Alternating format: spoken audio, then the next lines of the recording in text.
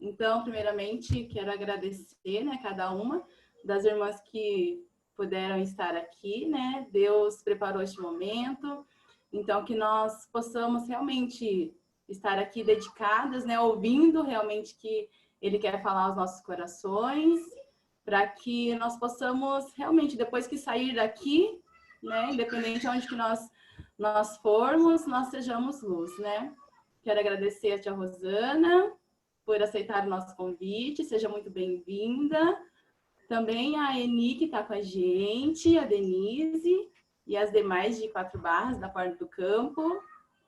Nós não podemos estar juntas faz um bom tempo, mas graças a Deus que as redes sociais, elas nos juntam, né? Elas nos unem, graças a Deus. Então, para começar, nós vamos fazer uma oração. Aí, logo depois, a tia Rosana estará com a palavra, tá bom? Vamos orar? Querido Deus, nós queremos te agradecer pelo teu cuidado sobre as nossas vidas em mais esse dia. Obrigada por nos proporcionar este momento. Que o Senhor esteja falando aos nossos corações, ó Pai. Que nós possamos aprender mais uma porção da tua palavra e que juntas nós possamos alegrar o teu coração, que nós sejamos edificadas, ó Pai, para que também, ó Pai, nós possamos suportar tantas coisas que nós temos vivido no nosso dia a dia, ó Deus, e que nós possamos, ó Pai, viver aquilo que o Senhor tem para nós na tua palavra. Fica conosco nesta noite, falando aos nossos corações. Abençoe a vida da irmã Rosana, que ela esteja realmente falando aquilo que veio direto do teu coração para nós, ó Pai. Desde já nós te agradecemos pela bênção que ela é, ó Deus querido, na tua obra. Fica conosco nessa noite, é em teu nome que nós oramos e deixamos tudo entregue. Amém. Amém. A Paola vai deixar mudo ali os microfones, tá? A tia Rosana tem a palavra.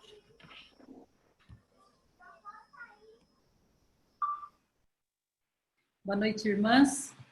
Eu queria agradecer o convite que foi feito a mim para falar nessa conferência feminina. Eu agradeço muito a Deus. Eu estava conversando com uma irmã e é uma coisa assim tão interessante, né? Porque nós ouvíamos falar a respeito de webconferências, mas assim, sempre na questão da globalização, né? Então, nós tínhamos uma porção de empresas que estavam espalhadas, né, multinacionais no mundo todo. E eles faziam as webconferências, né? Então eu achava assim tão chique, né, quando alguém falava assim: "Ah, no meu serviço eu participo de webconferência, tal. Eu preciso falar inglês, preciso dominar o inglês por causa das webconferências". Aí eu ficava pensando, deve ser um negócio interessante esse daí, né? E não é que a pandemia fez com que a gente participasse agora dessas webconferências? O negócio popularizou, não é verdade? Mas nós temos que louvar a Deus, irmãs, porque nós poderíamos, se não tivéssemos esse recurso, nós estaríamos tão isoladas, não é verdade? Não nos veríamos, né? Não teríamos estudos bíblicos. E sabe, eu tenho participado de tantas lives, quase todo dia tem uma, duas lives. Imagina, participo de lives, olha que chique, até nos Estados Unidos, já pensou? Coisa chique que a gente nunca imaginaria, né? Mas isso tem sido a forma como Deus tem usado para estreitar os nossos laços. E se nós soubermos aproveitar esse tempo e esse recurso que Ele tem colocado nas nossas mãos, isso vai reverter em bênçãos nas nossas vidas, não é verdade? Então, nós temos que fazer isso, né? Em vez de a gente ficar em casa, choramingando, reclamando, né? Por causa dessa situação tão difícil, a situação realmente é difícil, né? Vocês souberam que eu e o Davi tivemos Covid. Desde março nós estamos isoladinhos em casa, a gente não saía para nada. Depois, quando o meu filho Jonatas, ele, a esposa e os bebês também estavam isolados, né? Assim, estavam fazendo isolamento direitinho. Aí o Jonatas ficou gripado, e aí a gente ia lá, né? Porque como eles estavam fazendo isolamento e tal, o Jonatas ficou gripado, e aí ele ficou uma semana, nós não fomos lá. Aí ele fez o teste para Covid, deu negativo. Aí quando deu negativo, então nós ficamos tranquilos, né? Deu negativo, né? Nunca tinha ouvido falar de falso negativo. E aí nós fomos para lá porque o meu neto, um dos meus netinhos, ele pegou também a gripe do Jonatas. E ele estava dando muito trabalho para minha nora, né? E ela não estava dormindo. Então a gente ia durante o dia e ajudava ela com os meninos para ela descansar um pouco. Aí na sexta-feira eu comecei a passar mal. E no sábado, o Davi. Aí nós ficamos aquela semana toda assim, meio que tranquilos, achando que era uma gripe forte. Eu cheguei a achar que eu estava com dengue, porque os sintomas pareciam de dengue junto com gripe, né? Aí quando foi no domingo, eu não testei positivo. Aí o Jonatas ficou desesperado. Ele pegou, repetiu o teste e ele tinha anticorpos para Covid. Então tinha realmente dado, foi um falso negativo. Mas, por que eu estou falando tudo isso? Porque por mais que a gente se cuidou, por mais que a gente teve tantos precaução realmente para não haver contaminação, para a gente não se expor, eu tenho pressão alta, não sou mais uma menininha, né? Então, apesar de tudo isso, a gente pegou Covid. Passamos por ela, ficamos isolados uns 17 dias, eu falava que era sem pôr a fuça para fora do apartamento. Mas, sabe, é difícil mesmo, irmãos. É uma doença terrível, terrível. E nós não tivemos os piores sintomas, não. Né? Graças a Deus, ele nos poupou disso. Mas, enquanto a gente estava passando por esses dias, nós começamos a meditar um pouco no livro dos Salmos. E um salmo me chamou muita atenção. Quando a Paula falou comigo sobre essa conferência, eu comecei a pensar, né, o que o Senhor queria que eu falasse com vocês. E ele colocou no meu coração, e de uma forma assim muito forte, para que a gente meditasse no Salmo 90. E eu gostaria que vocês abrissem esse salmo. Nós vamos fazer a leitura dele. E é um salmo muito conhecido. Ele foi escrito por Moisés, né? Nas nossas Bíblias tem essa informação. Oração de Moisés, homem de Deus. Então, olha só o que Moisés diz. Senhor, tu tens sido nosso refúgio de geração em geração. Antes que os montes nascessem e se formassem a terra e o mundo, de eternidade a eternidade, tu és Deus. Tu reduzes o homem ao pó e dizes, tornai filhos dos homens. Pois 1000 anos aos teus olhos são como o dia de ontem que se foi, e como a vigília da noite. Tu os arrastas na torrente, são como um sono, como a relva que floresce de madrugada.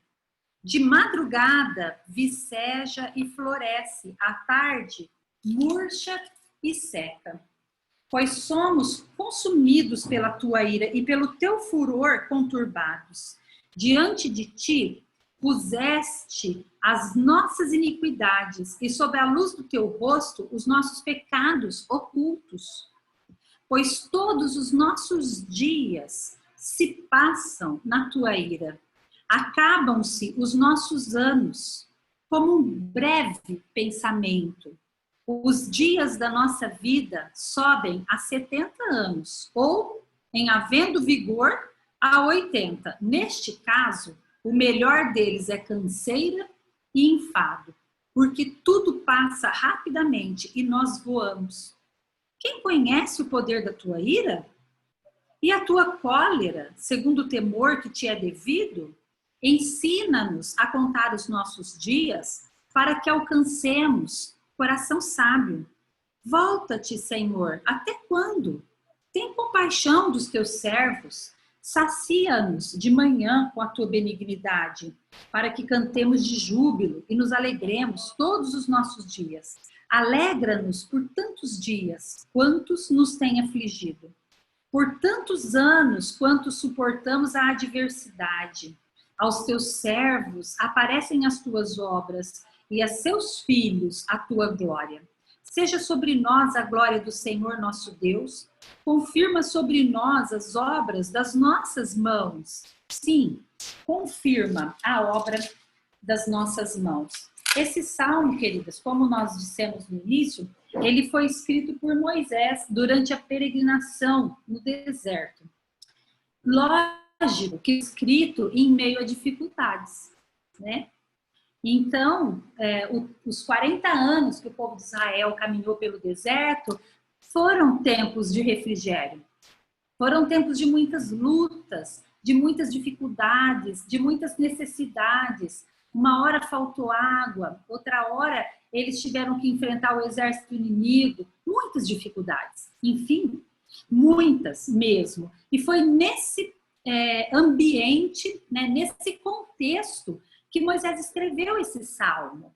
Então, nele, nós encontramos algumas verdades fundamentais, né? Como nós passamos pela dificuldade, como nós passamos pelas nossas peregrinações, como nós passamos por momentos difíceis, como esse que nós estamos passando agora, nessa época. E é interessante porque ele vai fazer um paralelo entre a eternidade de Deus e a brevidade da existência humana. E para isso, ele vai trazer à tona algumas imagens, né? Como se ele estivesse convocando algumas imagens que deixam isso muito claro. E a gente vai ver isso dentro do Salmo. É muito bom nós pensarmos, porque nesse Salmo, o que a gente percebe é que na concepção de Moisés, Deus não mudou. E de fato ele não mudou até hoje. Ele continua o mesmo Deus poderoso, o mesmo Deus que faz milagres, o mesmo Deus que nos sustenta no momento da dificuldade. Veja só como ele fala, se nós pensarmos em duas frases para determinar isso, nós temos a eternidade de Deus versus a brevidade da vida humana. E veja bem, o homem pecador vivendo sob maldição, porque essa é a nossa situação. Nossa situação não é uma situação, da situação do homem, não é uma situação confortável. E existe uma única esperança para o homem. E qual é essa esperança? Para esse homem pecador vivendo sob a maldição do pecado, né? A sua única esperança é buscar a face de Deus e a sua graça sobre a sua vida. Olha só, ele inicia dizendo: o Senhor, veja, ele está invocando o Senhor, o Criador, o sustentador, aquele que pode todas as coisas, o soberano. Ele diz: Senhor, tu tens sido. E é interessante, porque quando ele fala essa expressão, tu tens sido, ele está dizendo, isso tem sido uma constante nas nossas vidas, né? Tu tens sido o nosso refúgio. Ora, irmãs, o que é um refúgio? O refúgio é um lugar seguro, é um lugar de abrigo, e ele está reconhecendo que Deus é esse lugar. É onde o seu povo pode se abrigar, é onde o seu povo pode realmente se refugiar e de uma forma segura. Porque todos os refúgios que nós dispomos aqui na terra, todos eles, queridas, todos eles, nós não podemos de nenhum deles dizer é um refúgio totalmente seguro. Mas o nosso Deus ele é um lugar realmente seguro. E lembra, onde Moisés estava no deserto, onde ele não tinha uma morada fixa. Talvez você pense que o seu lugar seguro, o seu ambiente seguro seja a sua casa. Quando Moisés escreveu, eles habitavam em tendas no deserto. Então, ele não tinha uma morada fixa, ele não tinha um lugar seguro. Porém, ele diz, o Senhor tem sido o nosso refúgio. Durante quanto tempo? Ele diz, de geração em geração. Ele tem sido assim desde sempre. desde sempre. Ele não muda, ele nunca muda. Aquele Senhor, na experiência de Moisés, que era o refúgio, que era um refúgio seguro, de geração após geração, ele continua sendo, hoje, o mesmo Deus, onde nós podemos, de fato e de verdade, nos refugiar. Nós podemos encontrar refúgio em meio à dor, em meio ao sofrimento. Lembra, o povo de Israel, eles estavam cativos no Egito. Ainda lá no meio do cativeiro, eles se sentiam seguros porque eles estavam protegidos pelo Senhor. Pelo Senhor. E a igreja primitiva? Quantas perseguições eles sofreram, inclusive até mesmo nas mãos do apóstolo Paulo, na época em que ele era descrente, o Saulo. E na época da reforma, a igreja também sofreu muitas perseguições.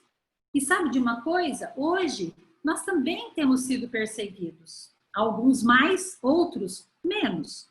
Mas todos nós, de uma forma ou de outra, temos sofrido perseguições. Mas uma verdade, irmãs, ela é irrefutável. O Senhor é o nosso refúgio, de geração em geração. Amém por isso. Quando nós pensamos nesse nosso Deus, quando nós pensamos nele como esse nosso refúgio seguro, né? Nós podemos enfrentar problemas de saúde, como nós temos enfrentado, falta de trabalho. Quantos desempregados, quantas pessoas no meio agora na pandemia perderam seus empregos? Quantas empresas fecharam suas portas? Não é verdade? Perseguição religiosa na escola, no trabalho, na nossa comunidade onde nós vivemos, dentro dos nossos lares, dentro das nossas próprias casas. Temos sofrido perseguição religiosa, violência, corrupção, incertezas econômicas, né? O mercado totalmente instável. Mas sabe de uma coisa? Nenhuma dessas coisas pode abalar a nossa suprema confiança. Qual é? O Senhor é o nosso refúgio, de geração em geração. Para nós, o seu povo, a nossa alegria, o nosso conforto, a nossa segurança, a nossa esperança, a nossa vida, ela não está afirmada sobre uma base que não seja sólida.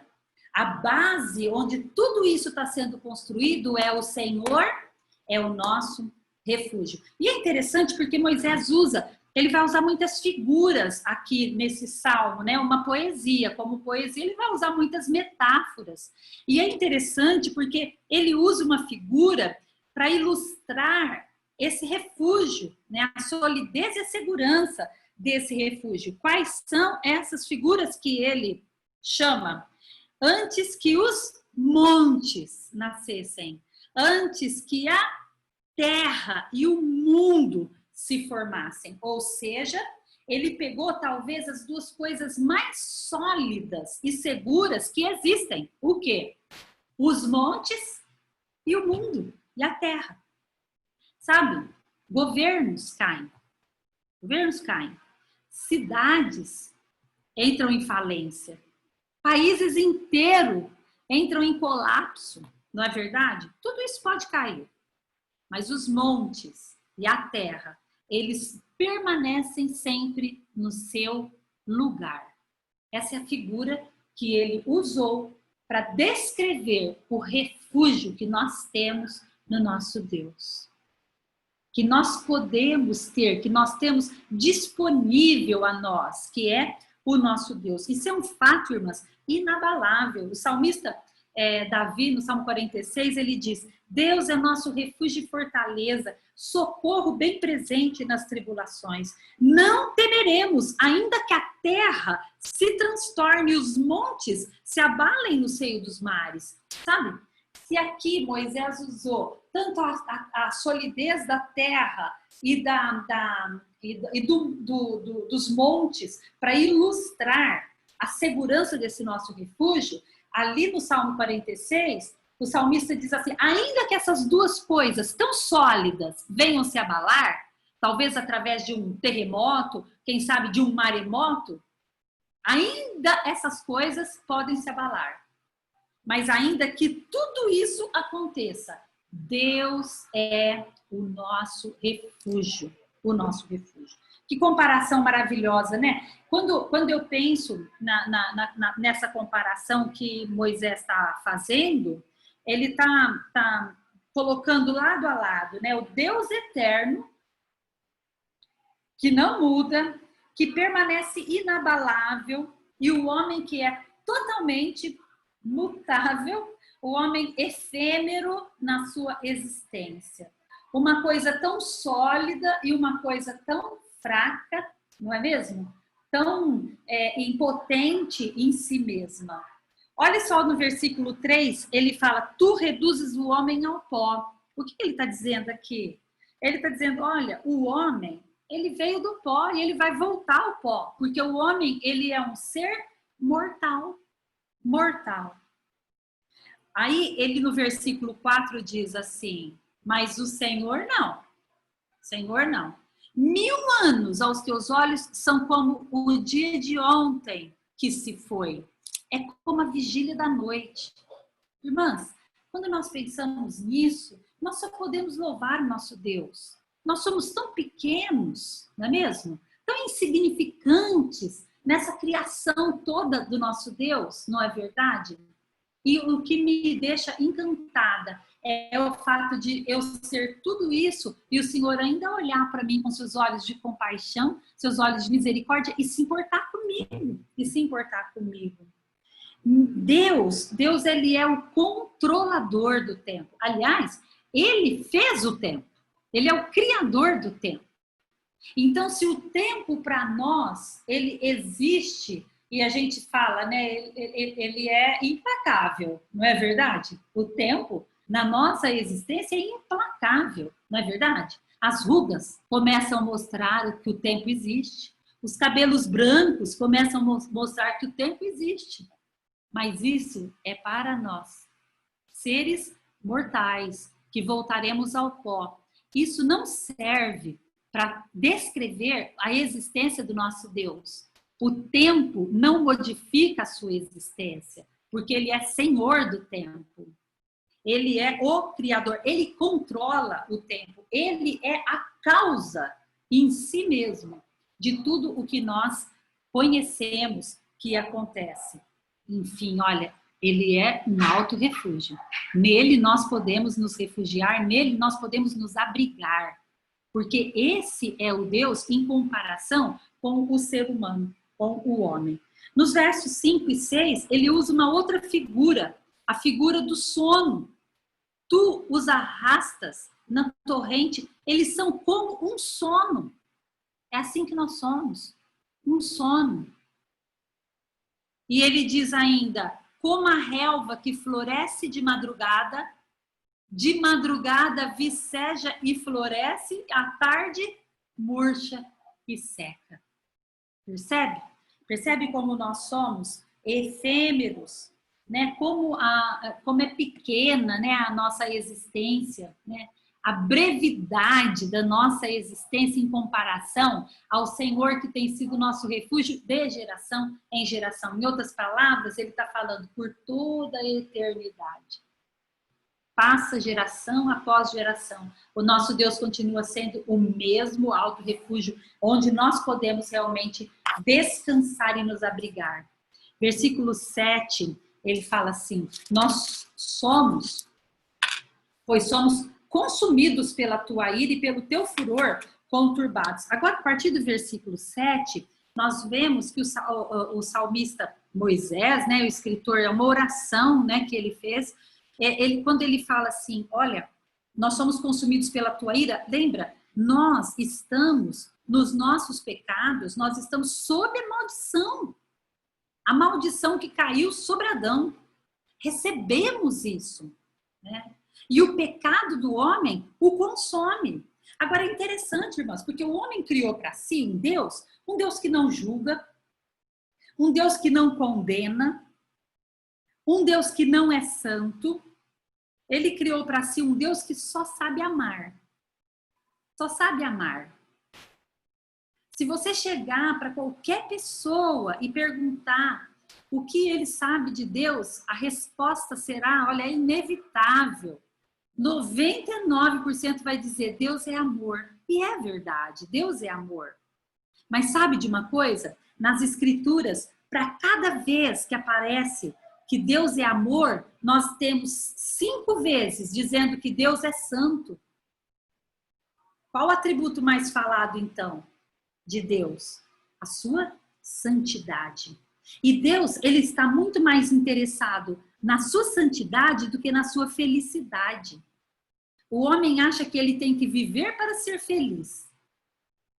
Nós que somos do Senhor, nós temos que viver para sermos santos e através da nossa vida santa e separada aqui, glorificarmos o nosso Deus. Fomos criados para o louvor da sua glória.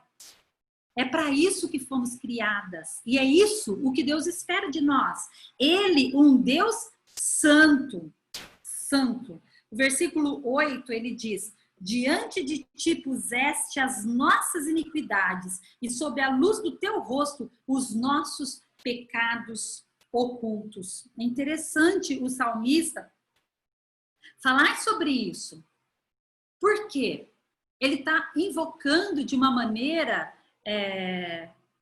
vamos dizer assim, não direta, mas a santidade de Deus. Se temos de um lado um Deus santo, santo, santo, como eu disse, o único atributo de Deus que é mencionado 2 vezes de forma tríplice.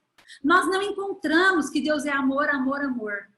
Nem que ele é misericórdia, misericórdia, misericórdia. Nem que ele é onisciente, onisciente, onisciente. Não, mas nós encontramos 2 vezes, irmãs, que Deus é santo, santo, santo. E sabe de uma coisa? Nas 2 vezes a santidade de Deus está sendo aclamada, sabe onde? Lá no céu. Isaías capítulo 6. Lembra daquele trecho em que Isaías tem aquela visão do trono de Deus e ele vê os serafins, que eram anjos com 3 pares de asas. Com 2 eles cobriam o rosto, com 2 eles cobriam os seus pés e com 2 eles voavam. E voavam em torno do trono de Deus, clamando dia e noite: santo, santo, santo é o Senhor Deus Todo-Poderoso. E a segunda vez que esse atributo é mencionado de forma tríplice é no livro de Apocalipse. De novo a descrição que João faz do céu. Parece que lá no céu, o que é aclamado dia e noite não é o amor de Deus. É a santidade de Deus. Agora, aqui na terra, o que é aclamado é o amor de Deus, porque os homens criaram um Deus na imaginação deles, que é um Deus completamente diferente do Deus que a gente encontra na Bíblia. Os nossos pecados despertam a ira de Deus. Olha o versículo 7. Somos consumidos pela tua ira. Pelo teu furor conturbados, diante de ti puseste as nossas iniquidades, e sobre a luz do teu rosto os nossos pecados ocultos. São os nossos pecados que despertam a ira de Deus. Nós lemos em Romanos capítulo 1 e no versículo 18 que a ira de Deus tem se manifestado aos homens por causa da vida cheia de pecado que esses homens têm vivido. E é bom que eu pense nisso, nessa verdade, né? Porque muitas vezes o sofrimento, a tristeza, às vezes as pessoas me perguntam: por que Deus permite sofrimento? Por que Deus permite que crianças nasçam com defeitos, nasçam cheias de problemas, dificuldades? Por que existe dor? Nunca foi plano do Senhor que essas coisas acontecessem. Quando ele criou o homem perfeito, ele não tinha isso em mente. Não era isso que ele queria. Ele sabia o que ia acontecer, mas não era o que ele queria. Ele deu ao homem liberdade para escolher. E o homem pecou. E quando o homem pecou, ele se tornou maldito diante de Deus. Os nossos pecados fazem separação entre nós e o nosso Deus. Por isso, os seres humanos, na sua brevidade, na sua existência tão curta e pequena, eles têm que pensar nisso. O seu pecado desperta a ira de Deus. Desperta a ira de Deus. E sabe, Moisés, no versículo 9, ele fala uma coisa bem interessante. Ele fala assim: pois todos os nossos dias se passam na tua ira. Percebe? Então, toda a minha existência, ela está condicionada a existir debaixo da ira e maldição de Deus. Essa é a situação do ser humano, na sua breve e efêmera existência. Que bom se os homens tivessem essa convicção e essa certeza. Porque se eu tenho certeza do meu pecado e da minha triste situação diante de Deus, o que eu vou fazer? Eu vou procurar resolver essa situação, não é verdade? Então, eu vou querer que o Senhor Deus Todo-Poderoso modifique essa minha situação. E nós sabemos, irmãs, que a única forma dessa situação ser modificada é através do plano de salvação do nosso Deus. Ele morreu na cruz como meu substituto para pagar o preço dos meus pecados, o preço que os meus pecados requeriam diante de Deus. Se eu quero estar nesse refúgio maravilhoso que o versículo 1 diz, eu preciso ter consciência de que eu estou sob maldição, eu estou condenada e eu preciso desse Deus santo, santo, santo, que pode modificar a minha situação diante dele. E só existe uma maneira disso ser modificado, através do sacrifício substitutivo de Cristo na cruz do Calvário. Esse é o meio de salvação. Não existe salvação em nenhum outro meio. E se eu quero fazer parte e estar nesse refúgio, esse é o único jeito. E sabe de uma coisa? Uma vez salvos, uma vez perdoados os meus pecados, eu tenho que procurar viver uma vida santa. Uma vida santa. Eu fui salva da pena do pecado. Agora, eu preciso da salvação do poder do pecado. Nós temos poder no Senhor e no Espírito Santo que habita em nós, para nós vivermos vidas santas, consagradas, que glorificam o nosso Deus. E se nós olharmos para esse versículo, ele diz assim: acabam-se os nossos anos como um breve pensamento. Lembra da efemeridade? Meninas, presta atenção nisso. A nossa existência é isso aqui, perto da eternidade. Como nós temos vivido? Como nós temos vivido esse breve tempo que ele está descrevendo aqui na figura como um breve pensamento. O versículo 10 diz: os dias da nossa vida sobem a 70 anos. Eu fiquei pensando, porque logo em seguida ele vai falar: ensina-nos a contar os nossos dias. Eu fiquei pensando, para que alcancemos coração sábios. Fiquei pensando, quanto tempo de vida eu tenho ainda? A gente nunca pensa nisso, né? Mas como ele vai falar aqui? Ele diz assim, olha, acabam-se os nossos anos como um breve pensamento. Quer dizer, passa muito rápido. Os dias da nossa vida sobem a 70 anos. Ou em havendo vigor, 80. E nesse caso, o melhor deles é o quê? Canseira e enfado. É verdade ou não é verdade? E eu fiquei pensando assim, bom, quanto me resta? Se os anos da vida, da existência humana, tá aí numa média de 70 anos, eu tenho 57. Eu só tenho 13 anos. Porque depois de 13 anos, o que é? Enfado e canseira, não é verdade? É o que a Bíblia está dizendo. 13 anos para viver bem, vamos dizer assim. Como eu tenho vivido a minha vida? Como eu tenho gasto o meu tempo? Com o que eu tenho gastado o meu tempo? Por isso, nós encontramos então no versículo 12, ensina-nos a contar os nossos dias para que alcancemos um coração sábio. No versículo anterior, ele fala a respeito de quem conhece o poder da tua ira e a tua cólera, segundo o temor que te é devido. Essa questão do temor do Senhor, quando eu tenho o temor do Senhor, eu desenvolvo o temor do Senhor, eu vou procurar viver uma vida que realmente seja uma vida de valor. Eu vou procurar. Por quê? Porque se eu tenho o temor do Senhor, eu quero viver de forma que o agrade, de forma que o glorifique. E se nós aprendermos a contar os nossos dias, que nós somos pó, que somos passageiros, que somos fracos, que não somos dignos de confiança. Por quê? Porque nós não podemos confiar em nós mesmas. Nós somos tão instáveis, somos pó, como diz o salmista. Então, eu vou alcançar um coração sábio. Agora, o que seria um coração sábio dentro desse contexto em que Moisés está escrevendo o Salmo? O coração sábio é aquele coração que conta os seus dias, reconhece que os seus dias são breves e passageiros, reconhece quem ele é e reconhece quem Deus é. Quando eu olho para mim mesma e vejo quem eu sou, olho para Deus na sua grandeza e vejo quem ele é, eu só tenho uma coisa a fazer: me curvar diante dele. Me curvar diante dele e clamar a ele. Clamar a ele. Irmãs, quanto mais eu me conheço, mais impulsionada eu sou para o verdadeiro refúgio. Mais eu vou achar que eu preciso estar nesse refúgio seguro, que é debaixo dos cuidados do Senhor Deus. Mais dependência dele, menos dependência de mim mesma. Um coração sábio. É isso o que nós devemos procurar. Contar os nossos dias, aproveitar o nosso tempo. Nós temos pouco tempo. A nossa existência é muito pequena para nós gastarmos esse tempo à toa. Gastarmos o nosso tempo com coisas que não têm valor.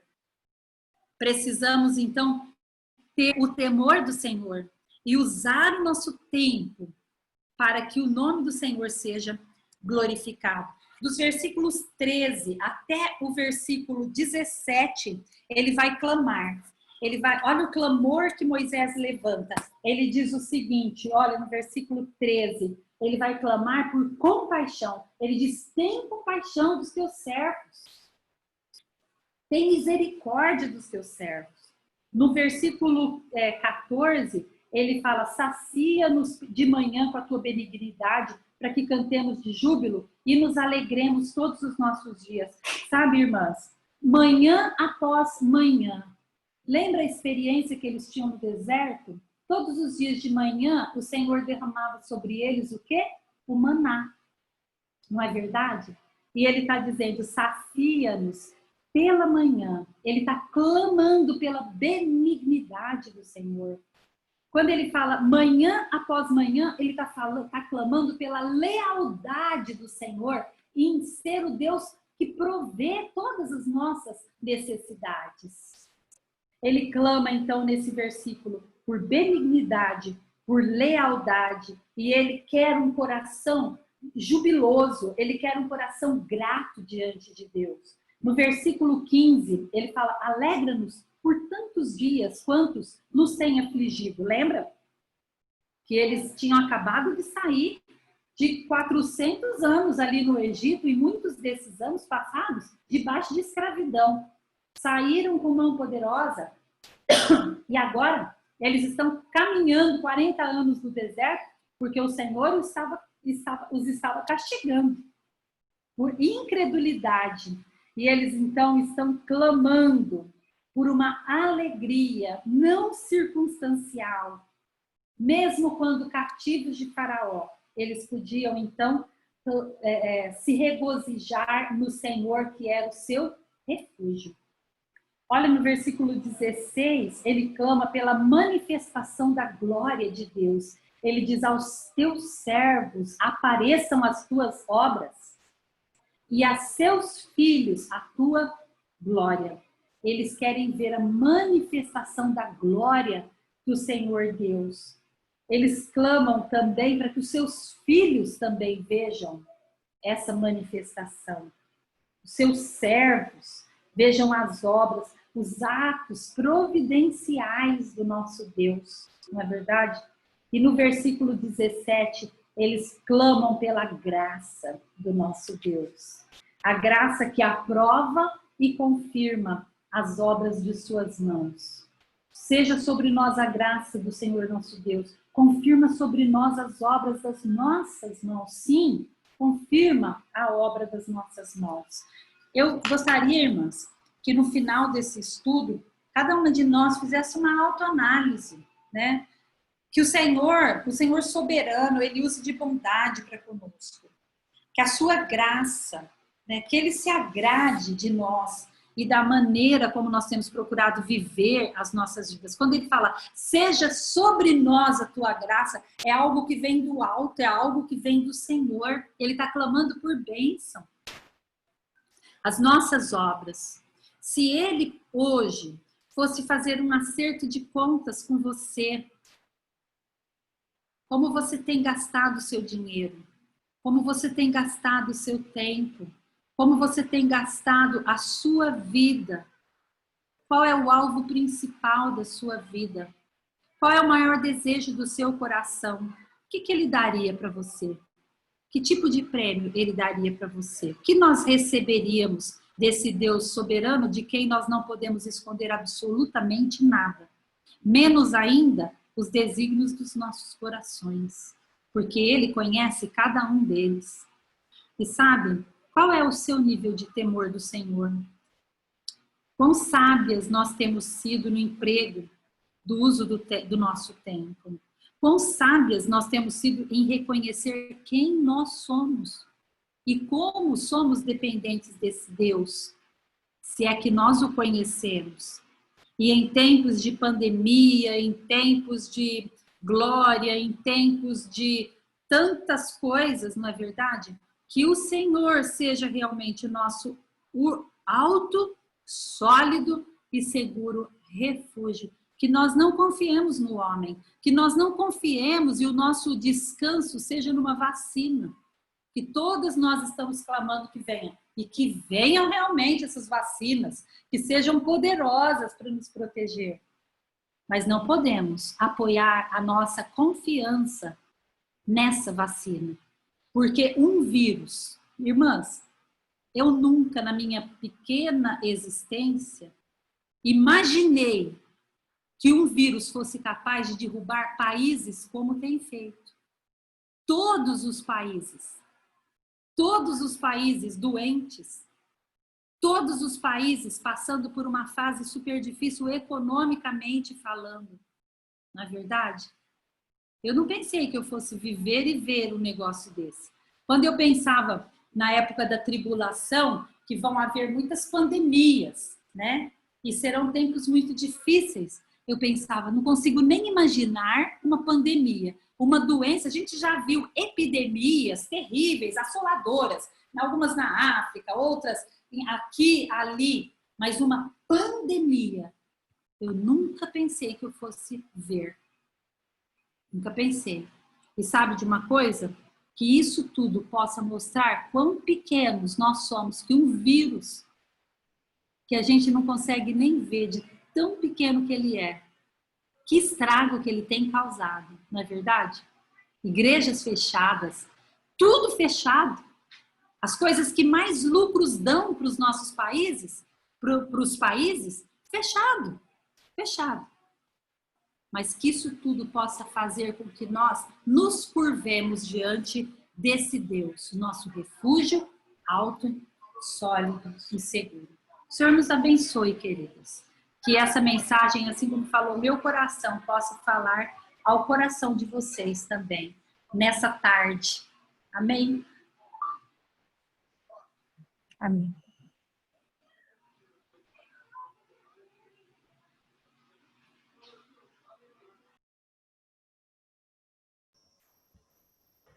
Muito obrigada pela palavra, irmã Rosana. Tenho certeza que falou ao coração de cada uma das mulheres aqui que estão ouvindo, né, nessa noite. É muito bom saber que nós temos um refúgio que nada o abala, né? E que se nós realmente estivermos com os nossos pés ali na rocha, nada vai nos abalar também, né? E é muito bom trazer isso à nossa memória, porque nos dias de hoje, muitas vezes a gente fica olhando tantas coisas ao redor acontecendo, né? Igual você falou, dentro de casa também acontecendo, e a gente se esquece às vezes que nós temos um alto, seguro e forte refúgio, né? Muito obrigada mesmo. As irmãs, quero agradecer também, cada uma que participou, tá bom? Quero pedir para a irmã Lilian encerrar para a gente com uma palavra de oração.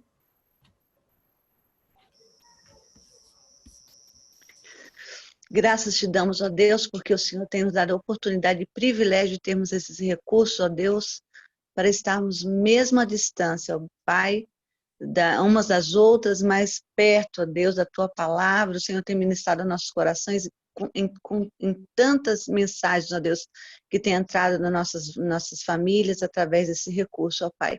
Nós queremos Te louvar, nós queremos Te engrandecer e dizer que Santo, Santo, Santo é o Senhor. Nos ajude, ó Deus, realmente a viver em santidade. Nos ajude, ó Deus, a viver de acordo com a Tua vontade. Que nossas vidas possam ser realmente um luzeiro para aquelas pessoas que ainda precisam conhecer esse Evangelho que é transformador. Esse Evangelho, Deus, que realmente não só traz a salvação, mas transforma caráter também. Nós te damos graça por tudo, no nome bendito do Senhor Jesus. Amém.